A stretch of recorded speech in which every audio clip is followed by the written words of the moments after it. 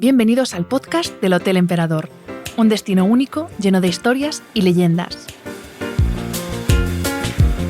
Hito arquitectónico diseñado y construido en 1947 por los hermanos Julián y Joaquín Otamendi, ha sido y es testigo de la vida de Madrid y de sus huéspedes y visitantes, y desde su terraza ofrece las mejores vistas de una de las joyas de la ciudad. Ya sabes, de Madrid al cielo. Celebra con nosotros el 75 aniversario del hotel y acompáñanos en este homenaje a la ciudad de Madrid y a su calle más emblemática, la Gran Vía, desde un lugar de excepción, el Hotel Emperador. Alaska, bienvenida al podcast del Hotel Emperador. Me hace mucha ilusión que el Hotel Emperador tenga un podcast que trate sobre Madrid y que me hayáis llamado. ¿Cómo no te íbamos a llamar a ti? La cosa es esa, ¿cómo no te íbamos a llamar? Pues si te parece, vamos a hacer un recorrido un poco por la historia de tu vida en España, porque tú no eres española de nacimiento, me imagino que ya de corazón sí, pero la primera pregunta es, ¿cómo es la llegada de una niña de 10 años que viene de México al principio de los años 70 y se encuentra con una España que está empezando a despertar? Pero claro, el shock cultural tuvo que ser importante. A ver, en ese momento hablamos del año 73, de julio del 73, o sea que dentro de nada serán 50 años de mi llegada a España. Sí que era muy diferente Madrid de la Ciudad de México, por ejemplo. La Ciudad de México era una explosión de color, de vida, diferente. Yo, por ejemplo, no iba al colegio con uniforme en México y terminaba el colegio a las 2 de la tarde y cuando yo era pequeña el colegio salías a las 6 menos cuarto, o sea, era una tortura. Todas esas cosas al principio fueron un poco no sé, un shock. Yo siempre digo, un poco para explicar lo que yo me encontré como una España que era en blanco y negro cuando yo venía de un país que era tan colorido. Entonces la primera sensación fue extraña, fue un poco como la que tenía cuando vivía en México y las señoras leían el periódico para ver, por ejemplo, cuánto costaba una asistenta, un piso en España, las españolas siempre queriendo regresar y pensando en esas cosas. Pero me adapté enseguida. Oye, es que yo creo que, no sé, al mes de empezar el colegio ya estaba plenamente integrada. Y en nada ya estabas iniciando tu carrera musical, que la iniciaste muy temprano. 2 años después, más o menos. Digo 2 años no porque iniciara la carrera musical, pero a los 12 es cuando yo descubro otro mundo. Descubro un mundo que no es el del colegio, ni el de mis compañeros de colegio, ni el de la música que ellos escuchan. Y claro, eso sí que es una revolución. Me hace querer llevar una vida más parecida a la que yo suponía que llevaban esos ídolos que yo tenía, que a la que veía que podían llevar mis compañeros de colegio. Y a los 14 años ya tenía mi primer grupo, Kaka Deluxe. Y bueno, quiero hablarte en concreto del año 1980, cuando participas con el siguiente grupo, Alaska y los Pegamoides, en un concierto que muchas personas consideran que es como el pistoletazo de salida de la movida, que a ti se te vincula siempre con la movida, que es el concierto en homenaje a Canito, que bueno, era un componente de otro grupo juvenil del momento, TOS, que luego fue Los Secretos, para quien nos escuche y no sepa de qué hablamos, y ahí estabais vosotros. Pues yo nunca entenderé por qué esa fecha, fíjate que yo estudio historia, y hay que entender que las fechas hay que estudiarlas y hay que ponerles, hay que acotar. Es decir, a la generación del 27 le tienes que llamar algo, pero tú ahora ve a decirle a aquellos señores que se llaman generación del 27 y te dirán, pues yo con este no tengo nada que ver, con este me llevaba fatal. Realmente creo que los grupos que actuamos en ese concierto de Canito, nosotros éramos marcianos al lado de ellos. Entonces nunca sentimos ningún tipo de similitud, correspondencia. O sea, yo creo que por tener una edad parecida, vivir en la misma ciudad y compartir un circuito musical, no tienes nada que ver. Nosotros sentíamos que teníamos que ver con los primeros Radio Futura, con Aviador Dro, no sé, gente que tenía otra visión de lo que era la música, de lo que era el pop, de lo que era vestirse, no solamente por ser un grupo, sino también en la calle. Así que bueno, esa fecha ha quedado, no me preguntes por qué, pero yo creo que es al revés. Precisamente yo creo que lo que debería llamarse movida no es tanto lo que viene en los 80, sino lo que fue en los últimos 70. Lo que pasó entre el 77 y el 80, 81, Eso es para mí la transición, lo que se llama movida, porque es el momento de eclosión de Madrid por un lado, porque en Barcelona ya las cosas estaban muy politizadas. Entonces personas como Loquillo no encajaban con el mundo de Barcelona, encajaban más de repente con lo que estaba pasando en Madrid, que era una ciudad abierta, donde nadie te preguntaba de dónde eras, ni... Bueno, yo si me matas ahora mismo, creo que el 90% de los amigos que tuve entonces, no sé si vivían en el barrio de Salamanca o en Usera, o no sabías nada, no preguntabas de dónde venía la gente. Y eso quizá también tiene que ver con lo que pasó en Madrid, el carácter tan abierto de esta ciudad todavía a día de hoy. Hemos hablado de música, pero tú también fuiste, pues también a partir de los 80, un ídolo de la televisión. Yo te recuerdo en La Bola de Cristal, que una generación hemos crecido contigo. Sí. Y tú decías que llegaste a una España en blanco y negro y entraste en una tele, ya estaba en color, pero bueno, sí. Acababa de dejar el blanco y negro, solo 2 canales, y claro, en comparación con lo que tenemos ahora con internet, las plataformas, tropecientos canales, satélites, o sea, ¿cómo ha cambiado? Yo creo que a la gente joven le es muy difícil pensar que había un mundo donde no había internet, donde la televisión básicamente era en blanco y negro, porque, hija, hasta el Mundial del 82 no se vendieron masivamente televisiones en color para que los señores pudieran ver el partido de fútbol. Esto es así, y los vídeos, todo eso no existía. Entonces era una revolución, y es verdad que había un canal y medio que era algo maravilloso porque quería decir que lo que hicieras lo veía todo el mundo. Es verdad que no se medían audiencias, que se dejaba que los programas crecieran. Si tú hubieras visto el primer programa y segundo y tercero y cuarto de La Bola de Cristal, no es La Bola de Cristal. Es un programa que se fue haciendo a medida que fueron pasando las semanas, fue cogiendo personalidad, y eso le pasaría a cualquier programa si lo dejaras, pero hoy en día mandan otras cosas. Entonces fue muy sorprendente que su directora, Lolo Rico, pensara en personas que no éramos profesionales de la tele para hacer un programa de televisión. Y un programa de televisión que teóricamente iba dirigido a los niños porque estaba en horario infantil, y que lo que pretendía era no tratarlos más que como adultos que a lo mejor no tienen el mismo léxico o los mismos conocimientos. Había de todo, estaban los electroduendes, que los que tengan una edad los recordarán, y que hablaban de cómo se hacía la televisión, cómo se hacía el cine. Luego estaba mi parte, que era el librovisor, donde recordábamos pues lo mismo, clásicos de la mitología, que hacíamos una serie como si fuera una telenovela. Y la cuarta parte, que era ya quizá para un público más adulto, donde se hablaba de cine, se hablaba de música, se hacían vídeos musicales. Hombre, es un programa muy interesante visto a día de hoy. Yo creo que ahí fue, bueno, en tus comienzos cuando se empezó a forjar tu figura como un icono atemporal, transgeneracional, transversal. O sea, es que gustas a todo el mundo, da igual la edad, la generación, el origen, de donde eres, un poco como Madrid, ¿no? Pues es que es imposible situarse en este momento y verlo como era, porque es que es una cosa antropológica. Hay que estar en el momento, ver cómo era España en ese momento, ver el poder de la televisión en ese momento, lo que suponía salir en un programa que veía todo el mundo, y lo que yo sí siento es que ahí yo conseguí ser más que una cantante. Yo ya había, colaborado en La Clave de Balbín o programas de televisión, pero no era lo mismo que tener un programa donde estabas todas las semanas. Y a mí la televisión me gusta mucho, y poder desde ese momento ser una especie de personaje que para la gente lo mismo es una presentadora de televisión que una cantante, que una actriz, pues para mí es el principal valor.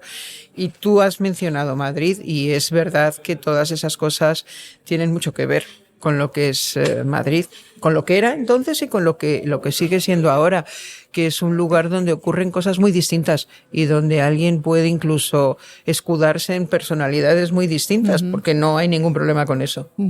Y bueno, tienes 2 himnos que también van mucho con Madrid, el Ni tú ni nadie puede cambiarme, y luego sigue siendo un himno de la comunidad gay, pero yo creo que ya de todo el mundo, ¿a quién le importa? Y eso a día de hoy sigue siendo tan actual como el primer día que lo cantaste. Sí, además hay canciones que, a ver, las canciones tienen, es como lo que hablábamos de los programas de televisión, tienen su propia evolución. ¿A quién le importa? Bueno, primero fue Ni tú ni nadie, el primer éxito grandísimo de Dinarama, ya habíamos tenido con Pegamoides bailando, pero ya... Entre que yo estaba en televisión haciendo La bola de cristal y que Ni tú ni nadie fue una canción y El deseo carnal un disco que llegó a todo el mundo, pues es verdad que pasas a otro nivel, digamos. Y a quién le importa fue una canción que tuvo muchísimo éxito cuando salió y ya. Quiero decir que tampoco pasa nada. Y con el paso de los años, de una forma muy natural, en la manifestación del orgullo gay de Madrid, que eran 300 personas, o no era más. Cuando llegaban a la Puerta del Sol, que terminaba la manifestación, bueno, que la manifestación debía ser recorrer una calle, no era nada, cantaban ¿A quién le importa? Y me lo dijo un amigo y me dijo, ¿tú sabes que se está cantando? Y ese año fui, que seríamos 500. Y era verdad. Y al año siguiente fue cuando, o un par de años después, fue cuando empezaron las carrozas. Y aquello se convirtió en algo masivo. Y yo me recuerdo en la carroza mirando hacia adelante y hacia atrás y pensando, aquí hay 1 millón de personas. Pero eso ocurrió. O sea, la canción ya existía, había sido un éxito, pues esas canciones pop que siempre estarán ahí, pero fue la propia gente, los 300 aquellos que habría que buscarlos y numerarlos y preguntarles por qué decidieron cantar ¿A quién le importa? Esos años al final de la manifestación. Estamos grabando este podcast, obviamente, en el lobby del Hotel Emperador. Antes de hablar del hotel, vamos a hablar de lo que tenemos en la acera de enfrente, que es vuestra casa, que sí. como hicisteis un reality maravilloso, donde ya dijisteis abiertamente dónde vivíais. Exacto. ¿Cómo es, Alaska, vivir en plena Gran Vía? Pues mira, esto es una fantasía de Mario, porque yo siempre he estado en el centro. Mi madre siempre ha sido una mujer muy atípica. Entonces, las madres que viven en zonas residenciales, pues normalmente no bajan a los centros de las ciudades. Tanto en México como en Madrid, mi madre me bajaba al centro continuamente. Bajábamos con mi abuela a las cafeterías de la Gran Vía cuando había Zara, California, Nebraska. Bueno, ahora no me acuerdo de Manila. Entonces, era muy común que un sábado nosotros lo pasáramos por aquí, por Montera, que no era peatonal, donde había estaba Saldos Arias, había un sitio como de guantes y de mercería, que era un lujo, se llamaba Vogue. Todo ese recorrido lo hacíamos. Y luego, por las tardes también de venir a Madrid, venir al cine. O sea, yo me he pateado mucho el centro. Ya ni te digo, a partir de los 14, cuando toda mi vida se hacía entre Malasaña, el centro, o sea, siempre. Y para Mario era una fantasía.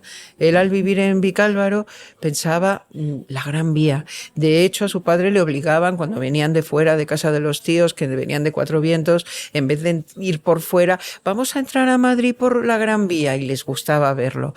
Lo que pasa es que la Gran Vía que Mario y yo tenemos en la cabeza no existe, vamos a ser realistas. No es la Gran Vía de las cafeterías ni de las boutiques. Ahora es una calle como si te cierran los ojos y te los destapan. Ya no sabes si estás en Londres, en Dublín, en Oporto, hasta en México DF, en la zona que no es castiza, por decirlo de alguna forma. La Gran Vía se ha homogeneizado, como todo lo que es la globalización, pero nos sigue gustando pertenecer a este mundo. Parece caótico vivir en la Gran Vía, pero no lo es.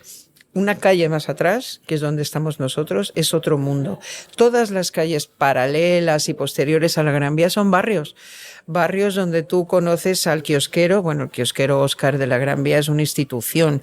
Quedan muy poquitos, pero nuestro Óscar, que está en la esquina de nuestra casa, es una institución entre los kiosqueros. Vas al mercadito de la Corredera, donde tratas con los chicos. O sea, se sigue haciendo vida de barrio en el centro de la ciudad. Y por Dios, eso es una cosa que no se tiene que perder.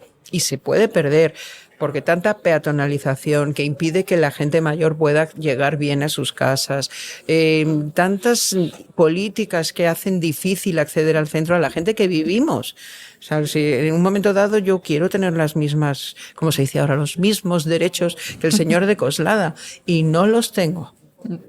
Y ahora sí, vamos a hablar del hotel, porque también en el reality vimos cómo celebrasteis vuestra boda, segunda boda, porque ya os habíais casado en Estados Unidos, pero la celebrasteis aquí en el Hotel Emperador, en la maravilla que tienen de terraza. ¿Y por qué os dio por el Hotel Emperador? ¿Qué relación tenéis con este hotel? Bueno, yo he venido mucho. La piscina del Hotel Emperador es un clásico de todas las generaciones que me preceden y que vendrán después. Entonces todo el mundo conoce el Hotel Emperador.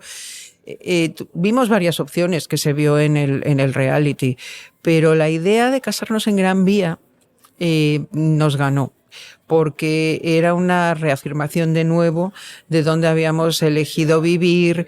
O sea, era como un concepto, tenía sentido, era coherente con nosotros, y lo hicimos en la terraza, como tú dices, pero el día anterior también en el comedor con la familia. O sea, en realidad hicimos 2 celebraciones porque no nos cabía todo el mundo. Y separamos un poco amigos muy íntimos y familia. Los amigos muy íntimos repitieron al día siguiente y ya lo hicimos en la terraza. Desde luego, pocos escenarios tan bonitos como los tejados de Madrid se me ocurren para una boda, porque tenemos esta tendencia de irnos fuera a las fincas, que también son maravillosas. También es maravilloso. Pero es verdad que ahí está esa opción también. Pues eso ya tiene que ver con... Hay personas que es verdad que no les gustan las ciudades y muchísimo menos el centro de las ciudades. A los que nos gustan, pues lo has dicho tú, no tiene comparación. Alaska, tú eres la definición de artista por excelencia, cantante. Bueno, hago un poco de todo. Cantas, bailas, actúas, presentas, has hecho revista teatro, o sea, has hecho de todo. ¿Cuál es el secreto para evolucionar tan bien como lo has hecho tú y no pasar nunca de moda? Que, ojo, no es fácil. A ver, estos son 2 preguntas muy distintas y las tengo que partir en 2. El secreto para seguir no es más que seguir. Para involucrarte en las cosas que te gustan, es elegir las cosas que te gustan.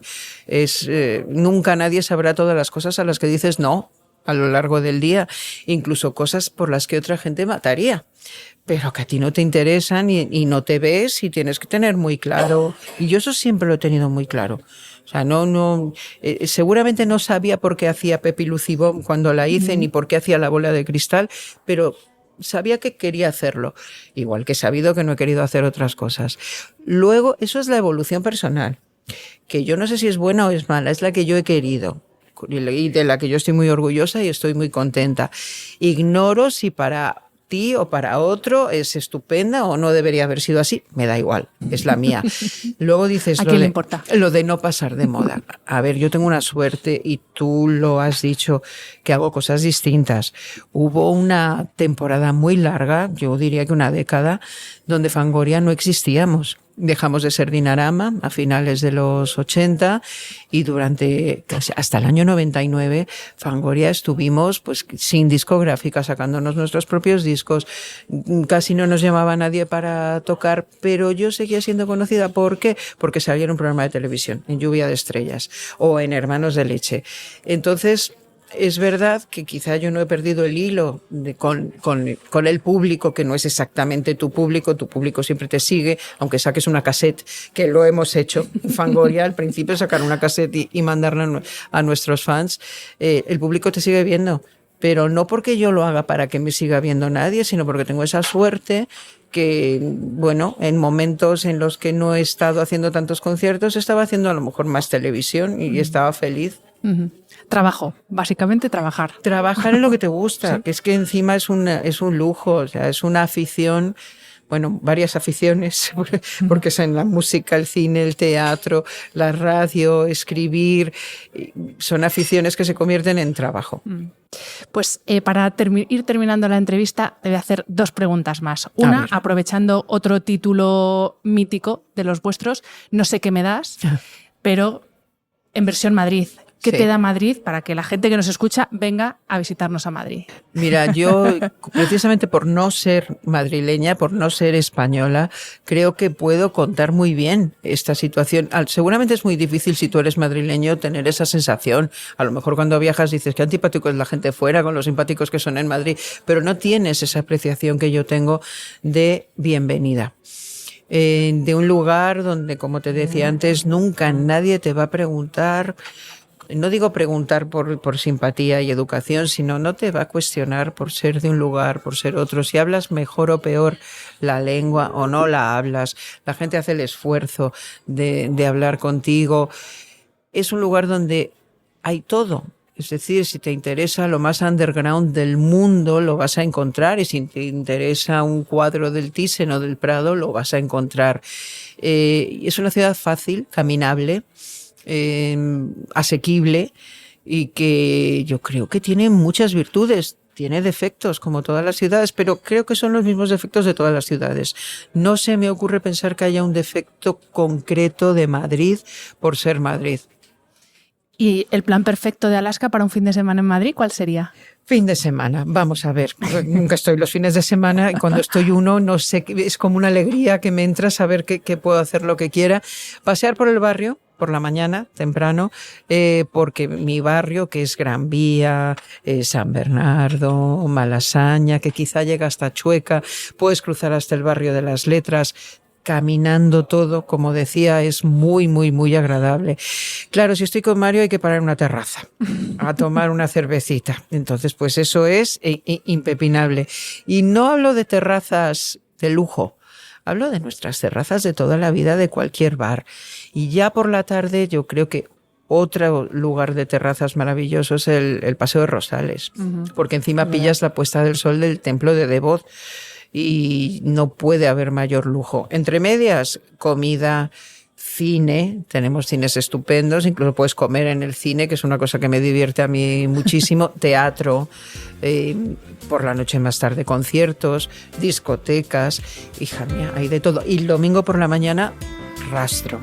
Es sagrado el Rastro, dar un paseo, terminar comiendo en una tabernita andaluza de la calle Toledo donde vamos siempre, y luego un paseíto y ya así irnos recogiendo para casa.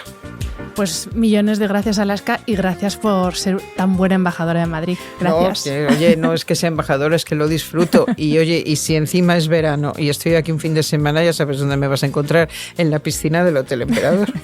Muchas gracias. Gracias a ti. Gracias por escuchar este episodio.